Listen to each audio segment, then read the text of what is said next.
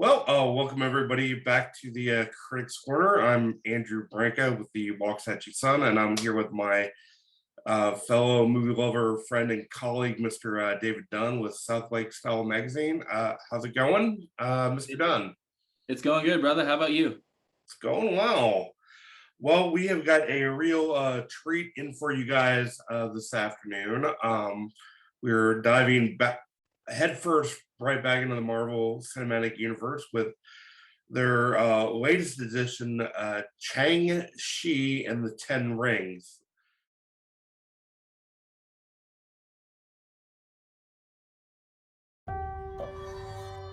Throughout my life, the Ten Rings gave our family power. If you want them to be yours one day, you have to show me you are strong enough to carry them. You are a product of all who came before you. The legacy of your family. You are your mother. And whether you like it or not, you are also your father.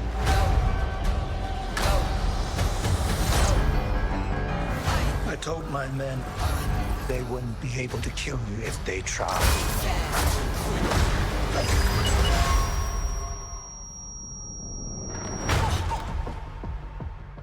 Glad I was right.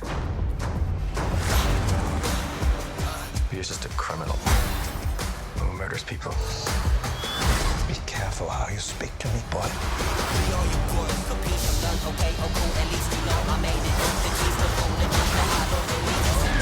I thought I could change my name, start a new life. But I could never escape his shadow.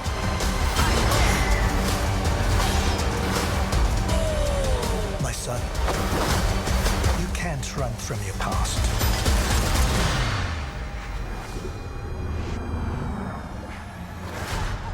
Is this what you wanted?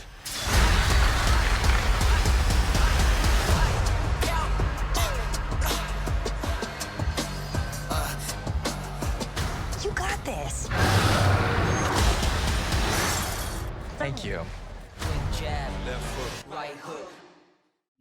Shang-Chi Shang-Chi. and the Legend of the Ten Rings. Oh, wow. Yeah, don't worry. I mispronounced it my whole life too. Literally up until this movie was released, I pronounced it Shang-Chi. So I'm at a way worse record than you, buddy. Well, at least I'm not in the same boat here. So, Yeah, so as you mentioned, Shang-Chi Shang-Chi. is Marvel's newest addition to the Marvel Cinematic Universe. It stars Simu Liu as Shang-Chi, who is the world's greatest martial artist. He is to martial arts as Batman is to detective work. And this movie introduces him and his family story, how his father trained him from his youth to be an expertly trained assassin, how he lost his mother at a young age, the complex relationship between him and his sister. And that's pretty much it. It's a pretty, I don't want to say copy and paste martial arts story, but if you've seen any other martial arts film in the past like 20 years, this movie follows that pattern pretty similarly, introducing a really athletic and incredible martial artist, stacking him up against hordes of enemies and him just taking them down one kick, one punch, one block at a time. That's pretty much how it plays out. I was actually really looking forward to this movie before it came out, Andy, even though I'm not as familiar with the comic book character as I am like Spider-Man or Iron Man or Captain America. But I was really interested in this movie because one of the things that I really like about the Marvel Cinematic Universe is when they get lesser known characters, kind of more obscure comic book characters, they can usually do more with those characters. We talked about that with the Suicide Squad movie, how when it introduced these characters like Polka Dot Man or King Shark, you can do things with those characters you'd never be able to do with like Superman or Batman. And it's kind of the same case with Shang-Chi. I was really looking forward to a high octane martial arts movie that pulled off some very impressive choreography and just really kind of impressed me with its fight sequences. And for the most part, I think this movie succeeds in that, especially with the first half. The first half is just straight up a kung fu movie, and Shang-Chi is just taking on enemies one by one, and he's fighting them and pulling off these really impressive moves. It really did kind of remind me of the older days with Jackie Chan or with like Bruce Lee. It was that kind of caliber of martial arts fighting, and I really, really enjoyed that when it was in the movie. Yeah, no, I would agree with you. You know, it's very much cut and paste. You have the tragic backstory of our main hero, who's not really doing anything with his life, who lost a sibling or parent or loved one or girlfriend, and then becomes a moment in his life where he decides, oh, I have to do something with my life to make that sacrifice that somebody else made for me matter, and blah blah blah. And yeah, it was pretty much cut and paste. I was definitely thinking, wow, Crouching Tiger, Hidden Dragon meets Marvel. And yeah, especially when they had the bamboo forest that tried to swallow you whole. And I was thinking, wow, Crouching Tiger, Hidden Dragon. You definitely see the influences in this movie, especially Crouching Tiger, Hidden Dragon. And yeah, I agree. I think one of my frustrations with the movie wasn't even the familiar elements. Actually, it was the familiar elements that I liked the most. You know, the fighting sequences, you know, the family drama, you know, just the throwbacks back to traditional Chinese and Mandarin lore. I actually really liked all of that, and I thought culturally and socially speaking, the movie was very profound in that sense. And for those of you that don't know, Tony Leung is a very famous Hong Kong actor who kind of plays a redo of one of Marvel's earlier villains, the Mandarin, who was formerly portrayed in Iron Man 3 to the huge distaste of fans. I'm not going to say why, but fans did not like that portrayal in that movie. This is kind of a mulligan here, and Tony Leung does a really, really good job in this movie. I was expecting it to be just kind of a stock movie villain, like, oh, I have trained you since your youth, you must take over my clan now, and just kind of the generic father-son kind of conflict there. But he actually does have a really, really tragic reason for why he does the things he does in this movie. That does add a level of emotion, a little level of complexion in this movie, and it really does a good job kind of capturing the complicated family dynamic between Shang-Chi and Wenwu. I really, really thought Tony Leung did a good job as the villain in here.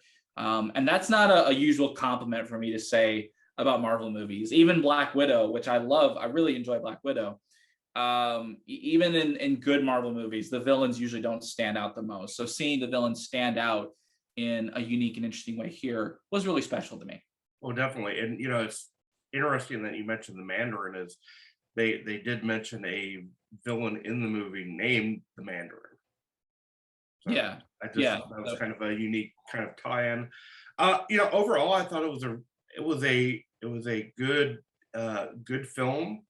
I enjoyed it. It was kind of your basic no frills kung fu type of movie, which I like kung fu movies. They're entertaining, they're fun. A lot of good action. It was very well choreographed in the fight scenes. And of course, you have to have a dragon, which this definitely had a dragon. I mean, come on. I mean, here's what I feel about it. The first half of the movie is excellent. It's what I was looking for. It was Marvel's first martial arts movie. Simu Liu did a really great job in the leading role. The family dynamic was interesting and complicated and moving. I really liked all of that. The second act, there is a dragon, and I liked the appearance of the first dragon. I did not enjoy the second half as much, because in exchange for all of this martial arts action in the first half of the movie, which was expertly choreographed, it was pulled off very well, the stunt work was amazing, you exchange that for more CGI in the second half. And you Sure. see, I'm like, you see CGI in every Marvel movies nowadays. Would it be so hard to just stick the practical route? Like this is Shang-Chi, martial arts. You do not need to make this like a fantasy epic at like the level of a Crouching Tiger, Hidden Dragon. Like, come on. Very true. Yeah. So and to the point of that, the thing I really didn't like was the last fight in the movie, which, considering the conflict for most of the movie is between Shang-Chi and his father, the last fight in this movie is not between Shang-Chi and his father. The last fight is Shang-Chi versus a giant CGI monster. That just, there's no emotional connection to there. So why you chose to end on that, I thought was sloppy and a huge misfire. Yeah, no, I would agree. The first half definitely reminded me of like early Jackie Chan, Night of the Condor, that kind of movie where it's really good. And you did mention Bruce Lee, or any of Jackie Chan's Rush Hour movies. I always respected Jackie Chan, and I still do, quite a bit, because he does his own stunts. He's been famously known for getting injured while filming, and that's definitely a credit to him. And that went very smoothly. The second half, I would agree with you that it did kind of lose a little bit of steam there. I wish they would have focused more on the practical side of the film, of the martial arts, if that's what we're really wanting to demonstrate in this character. And I did think maybe a little bit was lost there. I thought the comic relief provided by the actress that played Kim was really good. She was funny. Awkwafina is always a treasure, and I always love Awkwafina. And I actually do like in this movie how they didn't force like a romance between her and Shang-Chi. Like, they were just allowed to be friends. They were allowed to exist as friends. And I was glad to see that. I was glad to see that, oh, here's a woman in this movie. She automatically has to be Shang-Chi's love interest. It wasn't like that. No, and I thought that was their chemistry on screen was very good, and she was funny, and added a little bit more brevity to some of the more serious situations and everything. And I did like the fact that I can't think of his name, but the character from Doctor Strange made an appearance in there twice. I thought that was great. It was nice to see Wong, and actually a character from the Incredible Hulk actually makes an appearance in this movie as well. I like seeing him in here, but I would have loved to have seen more from him. Like, I was very, very frustrated. We only got like 2 minutes of him in this movie. I wanted to see so much more. Like, I wanted to see like Shang-Chi fight this character, but regardless, we get what we get, and hopefully we'll see more of him in the future. And yeah, and that's my biggest gripe is it feels like Marvel looks at movies like this. They're like, oh, this is a Marvel movie. We need to put as much CGI as we can, cram like this big epic action sequence at the very end of the movie. And I'm just like, you don't have to do that. You literally could just make a very contained type of scenario where it's Shang-Chi versus his father. There's no big fight sequences. There's no armies. There's no like giant hordes of enemies you need to fight. It's just an intimate, very personal conflict between a father and his son. I think that would have been much more powerful and much more moving than what we got here. But alas, this is Marvel, and they always have to try to outdo themselves. I just feel like they don't always need to. Sometimes less is more. You know? Well, you don't need that Avengers Endgame ending every single time. Exactly. I agree. I did think, a fight scene between to kind of maybe resolve that conflict between father and son. You kind of maybe got a little bit of where it was maybe resolved at the end, but not a whole lot. I just thought that would be a much better ending, where that was kind of, worked out through the power of of martial arts and kung fu. It would Where have they been, find it out, and you see that in a lot of classic yeah, classic kung fu type movies. And yeah, it would have been more concise. It would have been much more focused, and I feel it would have been much more relevant to the film at hand. But as it stands, we don't have a martial arts movie. We have a fantasy martial arts movie. And if this movie does end up getting a sequel, I expect it to continue to go on that reign, even though I don't want it to. I want them to stick in the pocket of smaller. Again, less is more. Marvel, you do not have to go larger than life on every single movie. well, you do. they've kind of alluded to a sequel anyways, because at the end of the credits it said Shang-Chi will return. Yeah, yeah. So it's getting a sequel. And I'm not gonna give any spoilers or anything, but there's two extra bonus scenes. The credits stay afterwards. It's definitely worth your time. So we've come to the point in this review where we need to give a rating for it. So what do you give this film? I give it a solid 7. The movie is very fun. It's very action packed. It's very funny. It definitely has all the strong traits you usually see in a Marvel movie.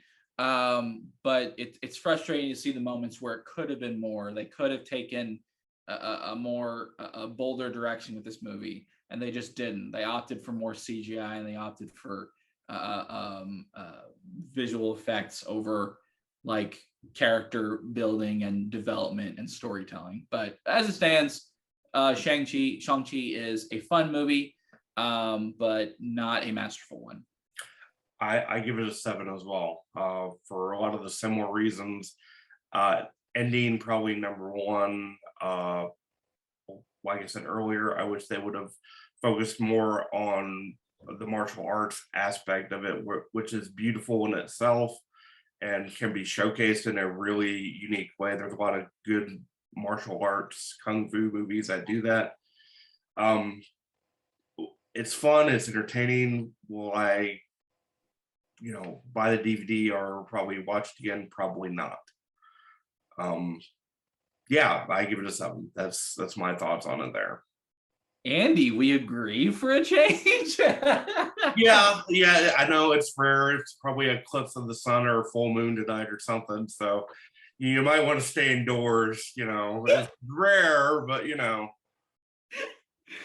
Oh gosh, yeah. We don't take this for granted, movie lovers. This is very rare where Andy and I have the exact same score. Yeah, we're on the same mindset here. So just lock your doors tonight. So there you go. Hide your kids, hide your wife. Wow. Well, that's gonna wrap it up. Well, that's gonna wrap it up for this edition of the Critics Corner. So if you have any thoughts, suggestions, comments, or just want to shoot us a message, do that on Facebook or through our email, and we'll be glad to get back with you. So that's going to do it for today's edition. So we will see you next week in the corner. See y'all next week.